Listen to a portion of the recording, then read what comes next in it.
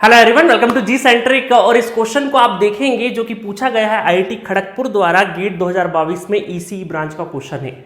और ये question 1 marks में पूछा गया था और क्वेश्चन देखते से ही लग रहा होगा। देखो, इस क्वेश्चन के साथ में अगर आपको कॉन्सेप्ट पता है तो आपको पेन भी नहीं उठाना है, और अगर कॉन्सेप्ट नहीं पता है तो 99% चांस है कि ये क्वेश्चन आपसे नहीं बनेगा या आप गलत करके आओगे। ये श्योरिटी के साथ बोल सकता हूं।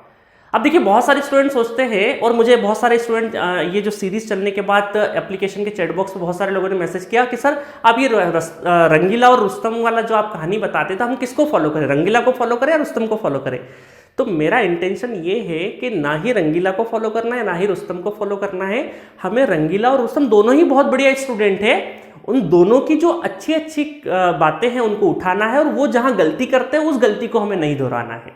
दोनों ही गलती करेंगे, कोई भी परफेक्ट नहीं है, ना रंगीला परफेक्ट है ना रुस्तम परफेक्ट है। रुस्तम भी गलती करेगा, रंगीला भी गलती करेगा, दोनों की गलती को हमें देखना है। वो गलती हम दोनों हम जब एक्चुअल एग्जामिनेशन में जब हम बैठेंगे उन दोनों की गलती हमें नहीं दोहराना है, ठीक है? इसीलिए वो कैरेक्टर इजाद किए हैं। अदरवाइज फॉलो किसी को भी नहीं करना है। समटाइम्स रुस्तम बहुत अच्छा होगा, समटाइम्स रंगीला बहुत अच्छा होगा, दोनों ही अपने अपने लेवल पे गड़बड़ करेंगे, ठीक है? चलो, तो देखो, इस क्वेश्चन में अगर मैं बोलूं कि कॉन्सेप्ट अगर आपको पता होगा तो बिना पेन उठाए आप क्या करेंगे, 0 एम्पेयर टिक कर देंगे, ठीक है? याद है आपको, फुल कोर्सेस में हम लोगों ने कुछ इस तरीके से क्वेश्चन करे होंगे। याद है कि देखिए, ये एक सर्किट बना होता है इस डब्बे में और एक इस डब्बे में। मैं नेटवर्क में फुल कोर्स में इस तरह का एक सर्किट बनाया था, और यहाँ पे हम लोगों ने करंट और अपना अपना करंट फ्लो करेगा, है ना? फिर कुछ इस तरीके से क्वेश्चंस कराए थे, कुछ इस तरीके से क्वेश्चंस कराए थे, ठीक है? और यहाँ पे पोटेंशियल्स पूछे थे हम लोगों ने, या यहाँ से पूछे थे, यहाँ पे बैटरी लगी थी और यहाँ पे करंट नहीं जाता था। तो मैं आपको एक चीज बताता हूँ, कॉन्सेप्ट ये है, इतना सा है कि करंट को क्या चाहिए, रिटर्न पाथ चाहिए, तभी वो फ्लो करेगा। करंट सिंगल लाइन पे कभी भी नहीं चल सकता है। जैसे रोड में होता है ना प्रधानमंत्री ग्राम सड़क योजना, जो सिंगल है, सिंगल लाइन है ना, एकदम सिंगल, सिर्फ एक ही व्हीकल निकल सकता है ना। तो सिंगल पाथ पे नहीं चलता, उसको डबल पाथ चाहिए ही चाहिए। इसका मतलब है कि करंट अगर यहां से गया है तो उसको रिटर्न पाथ चाहिए, चाहे रिटर्न पाथ 1 हो, 2 हो, 3 हो, 4 हो, फर्क नहीं पड़ता है, बट उसको एटलीस्ट एक रिटर्न पाथ तो चाहिएगा ही चाहिएगा। इसका मतलब है कि अगर इस सर्किट की बात करें हम लोग, तो अगर यहां से करंट जा रहा है तो इसको लौट के, जितना भी जाएगा लौट के वापस आना है, रिटर्न पाथ चाहिए, तभी वो करंट फ्लो करेगा। अदरवाइज एक लाइन में, एक वायर में कभी भी करंट फ्लो नहीं करेगा जब तक उसको रिटर्न पाथ नहीं दिया जाए। रिटर्न पाथ की जरूरत हमेशा रहेगी।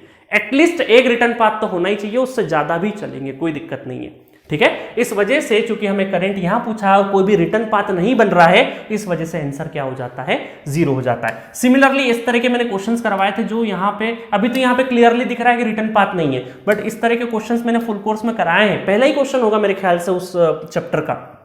तो यहां पर अपने अपने लूप में अपना अपना करंट फ्लो होगा। इस वाला करंट, ये वाला करंट उधर नहीं जाएगा और ये वाला करंट इधर नहीं जाएगा। क्यों? क्योंकि यहां पर भी रिटर्न पाथ नहीं है। सिमिलरली इस तरह के भी हम लोगों ने क्वेश्चंस देखे, कई बार पोटेंशियल डिफरेंस देखे, है ना? नहीं तो बहुत सारे स्टूडेंट क्या होता है, अगर ये कॉन्सेप्ट नहीं पता है अपने अपने लूप का, सपोज करो यहां पे करंट फ्लो करेगा और एक यहां पे करंट फ्लो करेगा, बट यहां इस वाले लूप का करंट ना इधर जाएगा ना इस लूप वाले करंट इधर जाएगा, इधर नहीं जाएगा, क्योंकि इस ब्रांच के पास रिटर्न पाथ नहीं है, ठीक है? कॉन्सेप्ट समझ में आया? तो अगर कॉन्सेप्ट पता होगा तो ही इसका आंसर कर सकते हो, अदरवाइज इसका आंसर नहीं कर सकते। जो पहली बार बिना नेटवर्क थ्योरी के, जो हल्का फुल्का, कई बार ऐसा होता है ना कि हम हल्का फुल्का नेटवर्क थ्योरी थोड़ा इधर से पढ़ लिए और इस कॉन्सेप्ट को नहीं पढ़े और डायरेक्टली हम सॉल्व करेंगे, तो आप सोचते ही रह जाओगे, स्टार्ट कभी नहीं कर पाओगे इस क्वेश्चन को, और कर भी दिया तो ऑप्शन देख के आप गलत आंसर ही टिक करोगे। तो याद आया, समझ में आया? तो इसमें एक बहुत अच्छा कॉन्सेप्ट छुपा था, और आईआईटी का यही मंशा था, इस क्वेश्चन के पीछे यही माइंडसेट था कि आपको ये कॉन्सेप्ट, रिटर्न पाथ वाला कॉन्सेप्ट पता है या फिर नहीं पता है।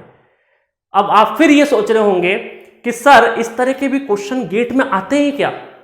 बिल्कुल आते हैं, इस तरह के क्वेश्चंस आते हैं गेट में। इसके पहले वाले लेक्चर में भी मैंने एक छोटा सा क्वेश्चन कराया था, उस तरह के क्वेश्चंस आते हैं। और फिर आपके दिमाग में ये आ रहा होगा, सर आते हैं तो इस तरह के क्वेश्चन तो हम बहुत आसानी से कर ले जाएंगे, बट आप फिर यकीन नहीं करेंगे कि बहुत अच्छे पढ़ने वाले स्टूडेंट भी छोटे छोटे क्वेश्चन से, जहां कोई भी गलती नहीं करता है, बहुत अच्छे पढ़ने वाले स्टूडेंट गलती कर जाते हैं और रैंक डाउन आ जाता है। वो बड़े क्वेश्चंस तो बहुत अच्छे से कर ले जाते हैं, बट ये से छोटे छोटे 4-5 क्वेश्चन, पूरे पेपर 65 क्वेश्चंस की बात करें तो 4-5 क्वेश्चन ऐसे गलत करके आ जाते हैं जो बाकी सभी लोग सही करके आते हैं और रैंक पीछे आ जाता है। क्योंकि वो क्वेश्चंस तो आपको कभी भी गलत नहीं करना है जो सभी सही कर रहे हैं, उसको तो करना ही करना है। अगर आपने सभी जो क्वेश्चन सही कर रहे हैं, सभी स्टूडेंट सही कर रहे हैं और आपने वो क्वेश्चन गलत कर दिया तो रैंक बहुत पीछे आएगी, क्योंकि it is a relative marking exam.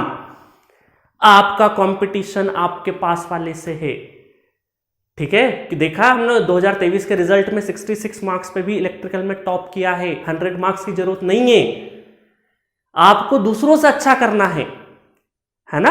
तो यहां पर रिलेटिवली चलना है, तो जो स्टूडेंट, बाकी स्टूडेंट जो क्वेश्चन 100% सही करते हैं वो तो आपको करना ही करना है। तो बहुत सारे ऐसे स्टूडेंट हैं जो डिजर्विंग कैंडिडेट होते हैं ना, कई बार हमें लगता है कि यार इसका रैंक आ जाए और उसका रैंक नहीं आता है। ये इसी वजह से होता है क्योंकि वो इस तरह के 4-5-6 क्वेश्चन पूरे पेपर में क्या होते हैं, गलत करके आ जाते हैं, जिसकी वजह से रैंक पीछे लग जाता है। हमें लगता है यार ये तो डिजर्विंग कैंडिडेट था, बट गलती उसकी नहीं, कॉन्सेप्चुअली भी सब था। उस प्रेशर सिचुएशन में वो कॉन्सेप्ट को सही तरीके से अप्लाई नहीं कर पाया। वो टफ क्वेश्चन को तो बहुत अच्छे से कर लिया, बट इजी क्वेश्चन को उसने हड़बड़ी के चक्कर में, जल्दी के चक्कर में, स्पीड में। इंटेलेक्चुअल स्टूडेंट की यह भी दिक्कत है कि वो बहुत तेज भागते हैं और बहुत तेज भागने में स्टेप्स को स्किप करते हैं। स्टेप्स जहां स्किप हुई वहां कैलकुलेशन एरर होगा और या तो फिर फाइनल आंसर में गड़बड़ी कर दोगे, ठीक है गाइस।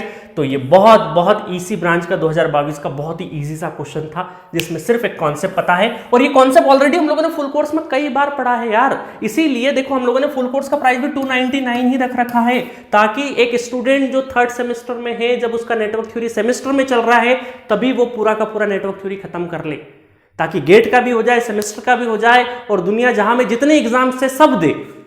इसी वजह से उसका सपोर्ट कैटेगरी रखा था कि फाइनेंशियल बर्डन की वजह से वो कहीं इस तरीके से इधर आधा अधूरा इधर उधर का नहीं पड़े। 299 पे करिए, वहां सब कुछ अवेलेबल है, ठीक है। उसके बाद गेट की तैयारी करना नहीं करना, एटलीस्ट सेमेस्टर तो पास करना है ना, उसमें ही हेल्प हो जाएगी। एटलीस्ट जेई का एग्जाम तो दोगे, उसमें काम आ जाएगा, बट कॉन्सेप्चुअली स्ट्रांग हो जाओगे, ठीक है गाइस। तो मेरे ख्याल से इस तरह के क्वेश्चंस में गड़बड़ नहीं करना। जो भी स्टूडेंट इस तरह के क्वेश्चन में गड़बड़ करते हैं, मैं आपको बता दिया हूं, क्योंकि कई बार वो इधर करंट निकालते यहाँ पे केसीएल लगाने की कोशिश करते हैं, है ना। ये सब चीजें नहीं करना है अपने को। तो यहां पर भी रंगीला रुस्तम दोनों ही मेरे ख्याल से क्वेश्चन को सही करते, क्योंकि कॉन्सेप्ट दोनों ही पढ़ के जा रहे हैं, ठीक है। तो कॉन्सेप्ट को ध्यान रखिए, मैंने 2 डिफरेंट केस और बता दिए हैं। तो मिलेंगे नेक्स्ट लेक्चर में 2022 के इलेक्ट्रिकल और इंस्ट्रूमेंटेशन के क्वेश्चंस के साथ। Okay, thank you. Hello friends, welcome to G center. चलिए क्वेश्चन देखते हैं। मजा आ रहा है, मजा। कई सारे स्टूडेंट मन में ओपन कर लेते हैं, ये गलत है, बिल्कुल गलत है, सरासर गलत है। आप कह रहे हैं हम इंजीनियर की तरह नहीं सोच रहे हैं। कितना खतरनाक वेरिएशन है। That's all for the today session. Thank you so much for watching.